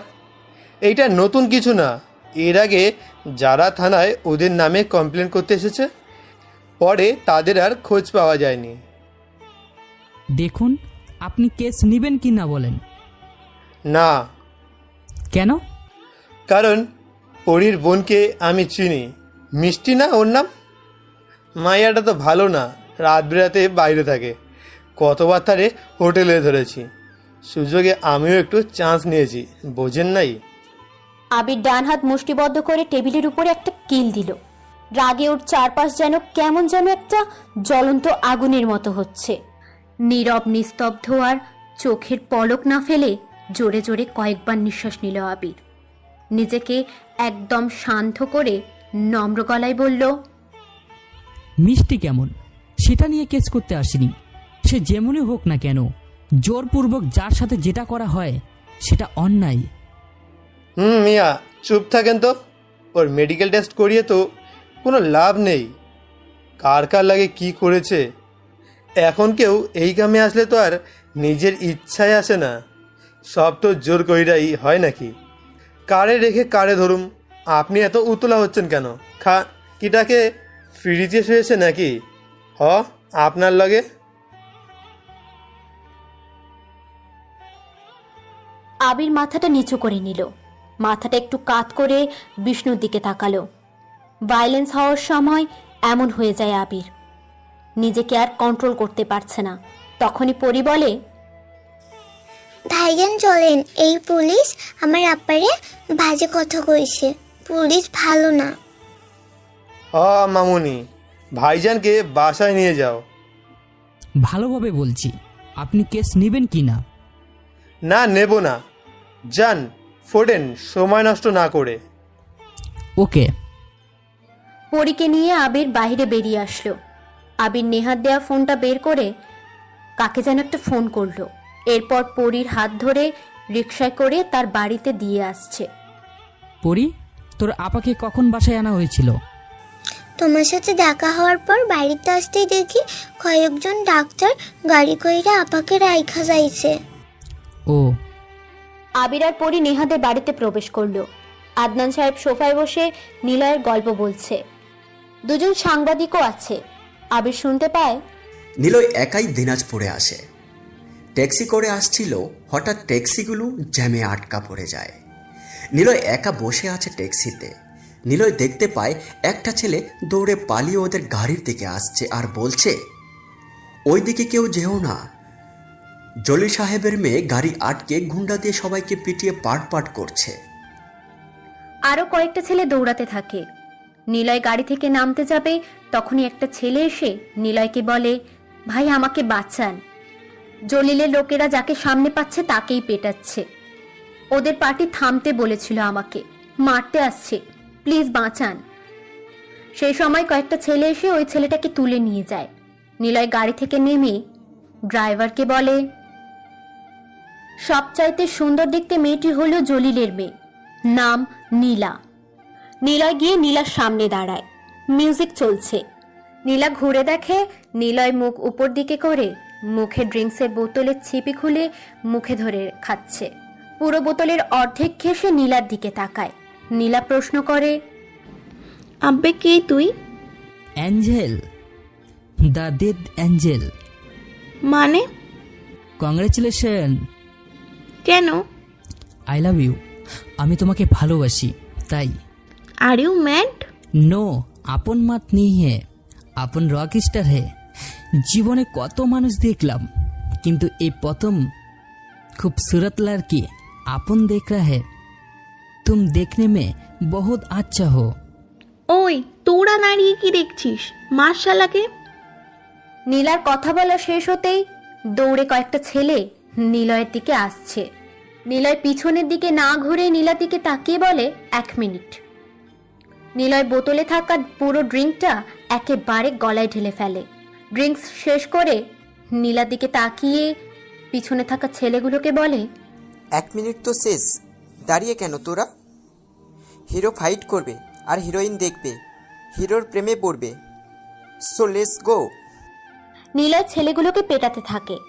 সবাই ভয়াত্মক দৃষ্টিতে নিলয়ের দিকে তাকিয়ে থাকে।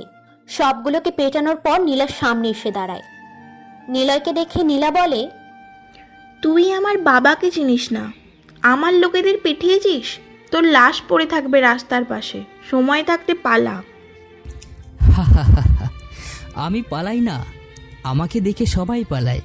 চলো বিয়ে করি সামনে থেকে। ওকে, আমার হাতে অনেক সময়, পরে না হয় দেখা করে বিয়ের পিড়িতে বসবো। আদনান সাহেব ঝিমোতে শুরু করেছেন। সবাই বুঝে গিয়েছে আদনান সাহেব আর কিচ্ছুটি বলবেন না। আবির আদনান সাহেবের কথাগুলো শুনে মুচকি হাসল। সবাই এক এক করে চলে গেল। আবির নিজের ঘরে যাবে, তখনই নেহা আবিরকে ডাক দেয়, আবির এদিকে আয়। আবির নেহার সামনে এসে মাথা নিচু করে দাঁড়ালো। নেহা অবাক হয়ে তাকিয়েছে আবিরের দিকে, কারণ নেহা এতদিন অবধি যতগুলো ছেলেকে দেখেছে সবাই তার দিকে হাঁ করে তাকিয়ে থেকেছে, কিন্তু আবিরকে সে কখনোই দেখেনি নিজের দিকে তাকাতে। নেহা বলল, কোথায় ছিলি? পরি কেন সকালে আসেনি সেটা জানতে গিয়েছিলাম। ওদের বাড়িতে গিয়েছিলি? ওর আপার সাথে দেখা হয়েছিল? না। ওর আপার থেকে দূরে থাকবি। না না মানে? আমার ইচ্ছা।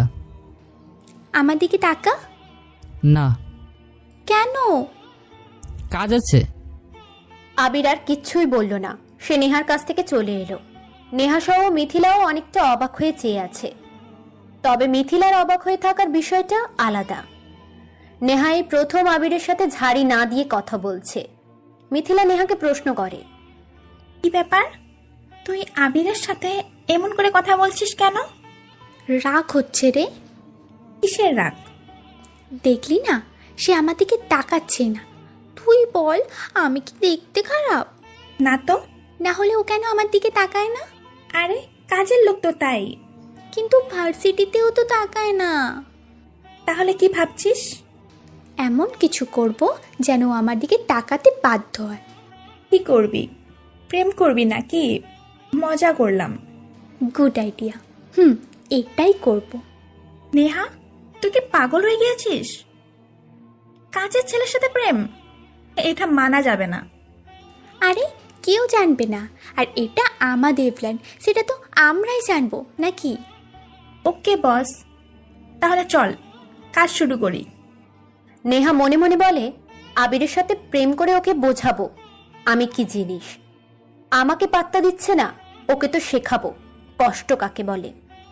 রাত হয়ে গেছে। রাতের খাবার শেষ করে সবাই যে যার রুমে চলে যায়। আবির একটা কড়া করে চা বানায়। আদনান সাহেবের রুমের সামনে এসে দাঁড়ায়। দরজা খোলাই ছিল। আবির দরজাতে কয়েকটা টোকা দেয়। আদনান সাহেব সিগারেট খাচ্ছিলেন জানলার কাছে দাঁড়িয়ে। ঘুরে তাকিয়ে দেখে আবির এসেছে হাতে চা নিয়ে। আদনান সাহেবের মনটা যেন তখনই চা চা করছিল। আবিরকে দেখে বলে, তুমি ভিতরে আসো। জি স্যার, ভাবলাম আপনার চায়ের প্রয়োজন তাই নিয়ে আসলাম।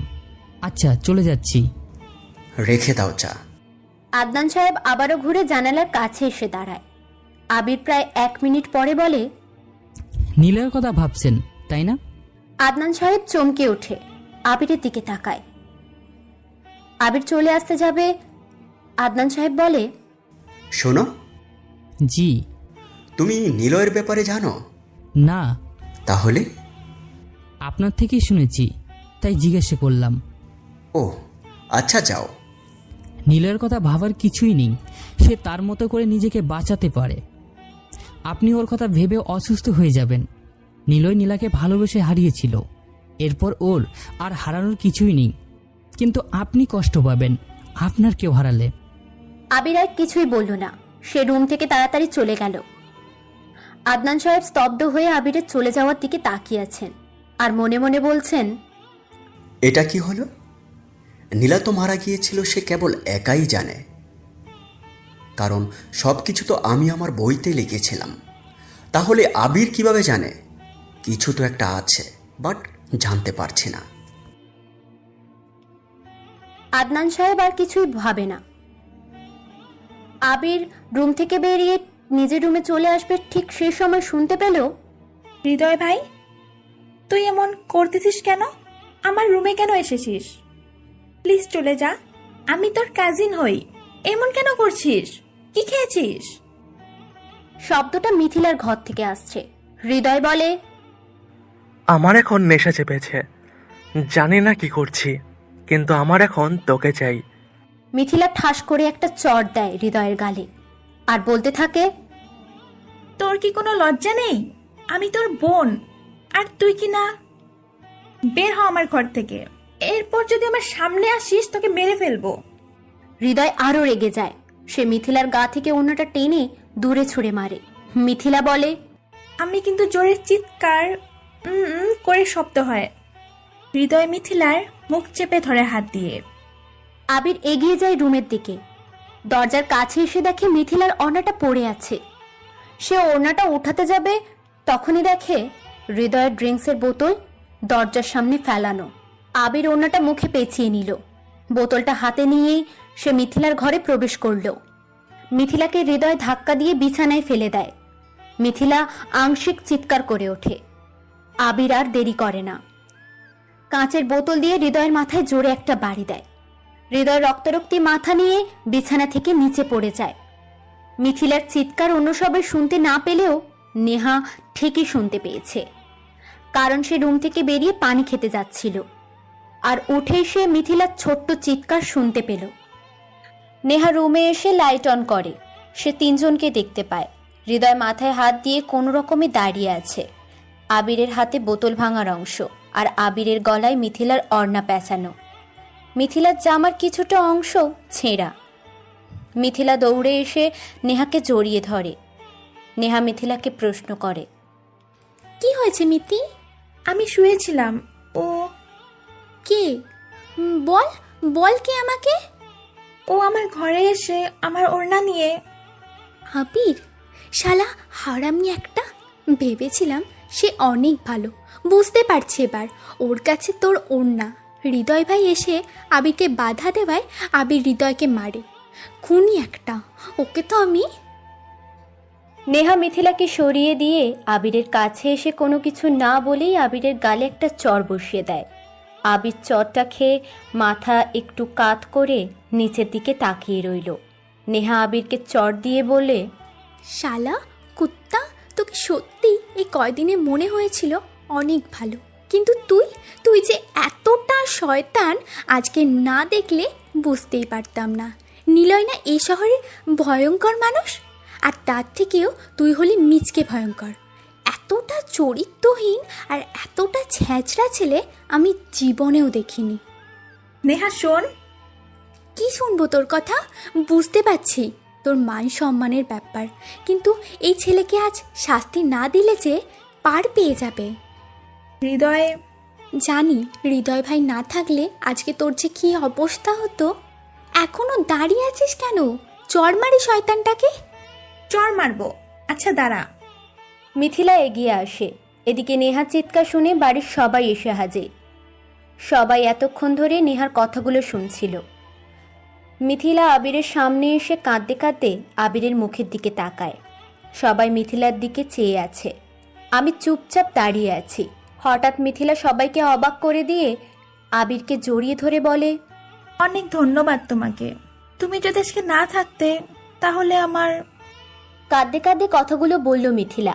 আবির কাচের বোতলটা ফেলে দেয়, অর্ণাটা মিথিলার গায়ে পেঁচিয়ে দিল। সবাই বোবার মতো ওদের দুজনের দিকে তাকিয়ে আছে।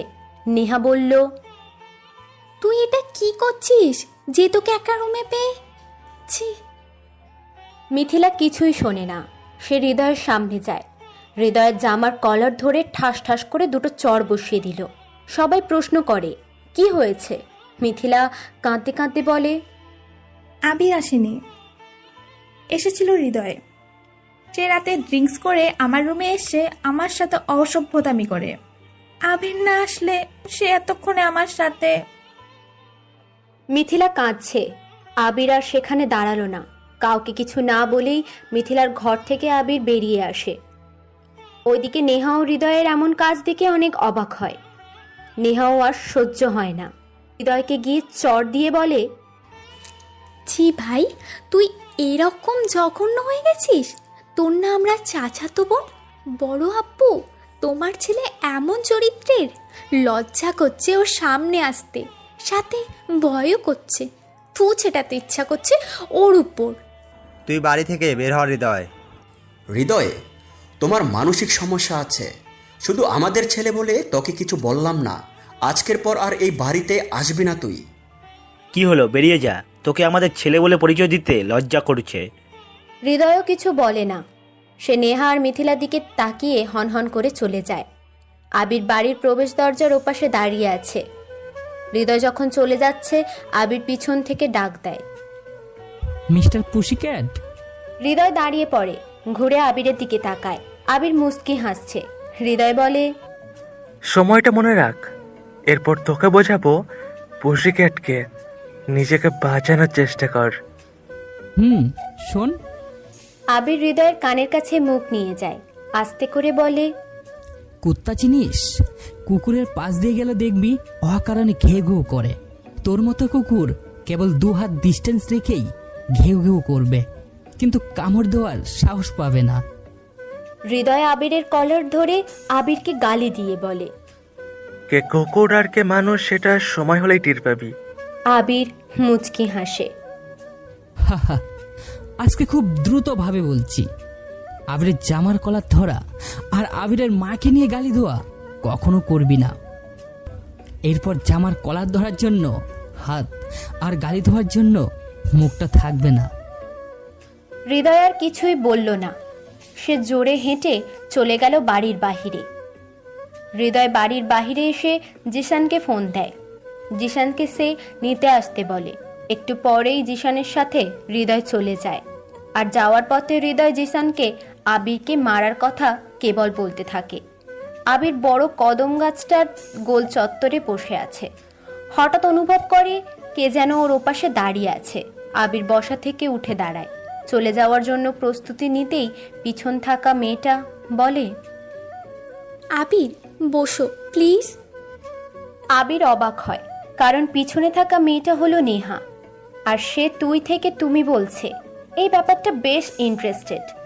আবির স্থির হয়ে দাঁড়ায়। নেহা বসার জায়গাতে বসে আবিরকে আবার ডাক দেয়, আবির প্লিজ বসো এখানে। জি। আবির ভদ্র ছেলেদের মতো নেহার পাশে গিয়ে বসে পড়ল। হাত দুটো বুকের সাথে বেঁধে নিয়ে অন্যদিকে ঘুরে বসল। নেহা আবিরের এমন অবস্থা দেখে হেসে ফেলল।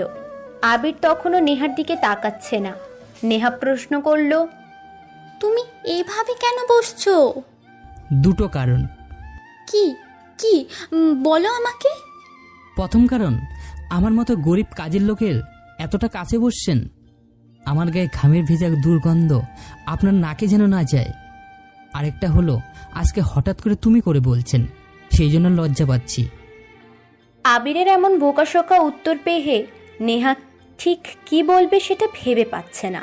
তবে নেহা শব্দ করে হাসছে। রাত 1টা বেজে গেছে। আকাশে বিশাল চাঁদ। 2 জন মানুষ এত রাতে বাহিরে বসে আছে বাড়ির সবাই জানে, কিন্তু কেউ কিচ্ছু বলছে না, কারণ আবির এখন বাড়িতে হিরো হয়ে গেছে। আর নেহার প্রতিও সবার ভালোবাসা ও বিশ্বাস আছে, তাই দুজনে এইভাবে বাহিরে বসে গল্প করছে, সেটাই কারোর মাথা ব্যথা নেই। কিন্তু একজন মানুষ অন্য কিছু ভাবছে, আর তিনি হলেন আদনান সাহেব। তিনি বিছানায় গা এলিয়ে দিয়ে আবিরের কথাগুলো ভাবছে। কেন জানি না, তিনি একটা হিসেব কিছুতেই মেলাতে পারছেন না। ঠিক কোথায় যেন সব কিছু গলিয়ে যাচ্ছে ওনার। তুমি এত ইনোসেন্ট কেন? আর কেউ কিছু বললে চুপচাপ কেন শোনো? তোমার সাথে ভার্সিটিতে অনেকেই অনেক কিছু করে, কিন্তু তুমি সবটা কেন সহ্য করো? চাঁদের আলো নেহার মুখের উপরে এসে পড়েছে। সহমিতার এক বিশাল বিচ্ছেদিত প্রতিহীন সৌন্দর্যের আবানতা যেন নেহার সুন্দর মুখটাকে আরও বেশি বিকশিত করছে, সৌন্দর্যের মৌচাক হিসেবে। অথচ পাশে বসে থাকা একচ্ছ ভাববিলাসী অহিংসুকার হিংস্রতার বিশাল মাঝে থাকা নীরব ছেলেটি সেই সৌন্দর্যের ক্রোড় উপভোগ করছে না। দুজনেই নীরবতা পালন করছে। তবে আবির ভাবছে মেয়েটা নিশ্চয়ই পাগল হয়ে গেছে, না হলে কেন সে এভাবে এসে আমার পাশে বসে কথা বলছে। নেহা আবিরের পাশে বসে ভাবছে ছেলেটা অনেক রহস্যময়। যত বেশি তাকে চেনার চেষ্টা করছি তত বেশি যেন সে অপরিচিত হয়ে যাচ্ছে। But interesting. প্রতিটা মানুষই রহস্য পছন্দ করে, বিশেষ করে প্রেমে পড়ার ক্ষেত্রে। প্রেমে পড়ার জন্য রহস্য রেখে গিয়ে সেই প্রেমটাকে তৈরি করা হয় অনেক সময় নিয়ে। আর ভালোবাসার সম্পর্কটা যদি সময় নিয়ে হয়, সেই সম্পর্কটা নষ্ট হতে পারে না। দুজন মানুষই নীরব ছিল। নীরবতা ভেঙে নেহা আবিরকে প্রশ্নটা করে। আবির কিছুই বলছে না। নেহা আবার প্রশ্ন করে, কি হলো বলো, তুমি কেন প্রতিবাদ করো না? প্রতিবাদ করলেই তো আরো মার খাবো, তাই না? আর তাছাড়া আমি প্রতিবাদ করলে ওরা সহ্য করতে পারবে না। মানে? কিছু না, আচ্ছা আসি। আবির মনে মনে হাসছে। মাইন্ড গেমের শহরে মাইন্ড গেম খেলার রাস্তাটা মোটেও সোজা নয়, বক্ররেখার মতো পেঁচানো। কিন্তু যে রিয়েল মাইন্ড গেমার, সে ঠিকই তার রাস্তা বানিয়ে নিয়ে সোজা পথে এগিয়ে যাবে। আবির বসা থেকে উঠে যাবে। নেহা বলল, শোনো। Sorry and thanks. আমি ইংরেজি বুঝি না। চড় মারার জন্য দুঃখিত, আর মিথিলাকে শয়তানটার থেকে বাঁচানোর জন্য অনেক ধন্যবাদ। ও, তুমি কিন্তু আমার দিকে তাকিয়ে কথা বলোনি। কিছু সৌন্দর্যের মাধুর্যতা কাছ থেকে না দেখাই ভালো। হয় এতে চোখ নষ্ট হয়ে যাবে, আর না হয় সৌন্দর্যে মোহর পড়ে যাবে। সেই সৌন্দর্যের প্রেমে পড়ে সৌন্দর্যটাকে কাছে পেতে ইচ্ছে করবে।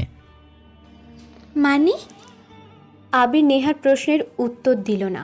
আবির তাড়াতাড়ি বাড়ির মধ্যে চলে আসে। নেহা আবিরের এমন রহস্যময় কথা শুনে ভাবছে, আচ্ছা সে কাছ থেকে আমাকে দেখবে না, তবে কি সে আমাকে দূর থেকে দেখে? সত্যি সে আমাকে দূর থেকে দেখে? এত কেন আনন্দ লাগছে? সে না আমার বাড়ির আমারই কাজের লোক? আচ্ছা ওকে কেন কাজের লোক বলে মনে হচ্ছে না? দূর, কী সব ভাবছি আমি আবিরকে নিয়ে। যাই বাবা, ঘরে যাই। নেহা ভাবতে ভাবতে বাড়ির মধ্যে প্রবেশ করল। আবির নিজের ঘরে গিয়ে খাটের নিচ থেকে ওর ব্যাগটা বের করে। ব্যাগের চেন খুলে ওর প্রিয় জিনিসটার উপরে হাত বুলিয়ে মুচকি একটা হাসি দিল। আবির আয়নার সামনে গিয়ে দাঁড়িয়ে নিজেকে দেখে নিজেই হাসছে। এমনটা করে মেয়েরা, তারা নিজেরা বেশি সাজুগুজু করে আয়নার সামনে গিয়ে একাই একা হাসে। মনে মনে বলে, ইস আমি কত সুন্দর। কিন্তু আবির সাজুগুজু না করেই একাই হাসছে, একাই কথা বলছে। Time tight and Abir wait for none. Niloy নীরার কাছ থেকে বিদায় নিয়ে চলে আসে। সোহেলের বাবা রিফাত সোহেলকে ফোন দেয়। বাবা, তুমি চিন্তা করো না, সে চলে আসবে। নিলয়কে তুমি চেনো না, সে পাক্কা শিকারী। সে তার শিকার নিচেই খুঁজে নেবে। রিফাত ফোনটা কেটে দেয়। সোহেল পায়চারি করছে নিলয়ের জন্য। ওদিকে জলিলের লোকেদের নিলয় পিটিয়েছে বলে পুরো শহর এখন নিলয়কে খুঁজছে। জলিল হলো এই শহরের মাথা, সে যা বলবে সেটাই হবে এখানে। এই জন্য কেউ কিচ্ছু করতে পারে না জলিলের বিরুদ্ধে। নিলয় সোহেলের কাছে আসে। সোহেলের সাথে আরও কয়েকজন লোক ছিল, আর সে হলো রিফাতের ভাই রোহান। রোহান একজনকে মেরে মাটিতে ফেলে রেখেছে। নিলয় টলতে টলতে সোহেলের সামনে এসে দাঁড়ায়। রোহান নিলয়ের এমন অবস্থা দেখে হাসতে হাসতে বলে,